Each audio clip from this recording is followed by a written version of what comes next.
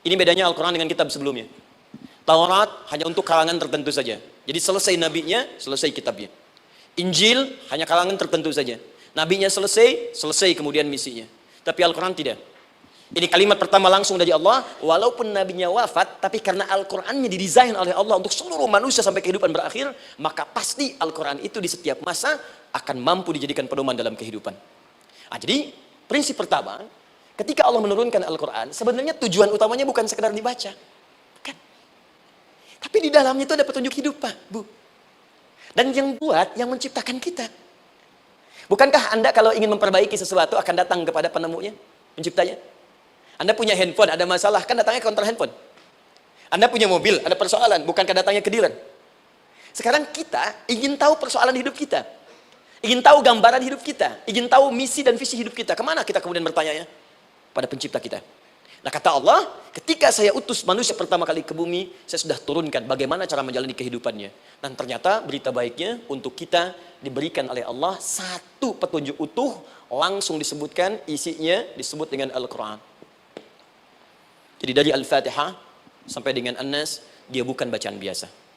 Semua di dalamnya ada petunjuk kehidupan kita dari mulai bahkan dalam kandungan sampai kita wafat kepada Allah Subhanahu wa taala. Kalau diikuti petunjuk ini, langsung turun jaminan dari Allah. Hidup kita pasti akan tenang dan nyaman. Saya bacakan cepat ya.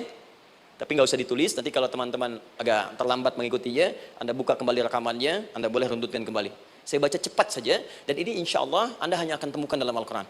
Nanti saya berikan rahasia di akhir sebelum kita akhiri. Yuk, satu. Anda silahkan bandingkan dengan buku manapun, referensi manapun, Anda hanya akan temukan dalam Al-Quran.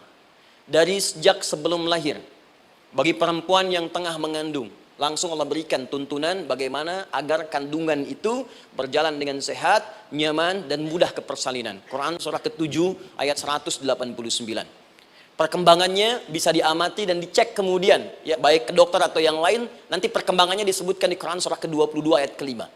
Dirinci lagi di Quran surah ke-23 ayat 11 dari 9 sampai dengan 13. Kemudian mulai terlahir, dari lahiran diberi petunjuk oleh Allah. Nih, berikan ASI, maksimal 2 tahun. Kalau ingin berhenti sebelum 2 tahun boleh, begini caranya. Quran surah kedua ayat 233.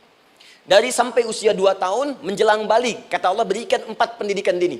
Ini turunannya, disebutkan 1, 2, 3, 4. Jika Anda ajarkan ini, maka anak ini akan tumbuh. 1, dekat dengan Allah. 2, dijamin taat pada orang tuanya. 3, dia akan baik dengan lingkungannya. Dan 4, dia akan bertahan dalam kebaikan sampai dia dewasa. Quran surah ke-31 ayat 13 sampai dengan 19. Usia 7 tahun. Ya, mulai dia balik misalnya.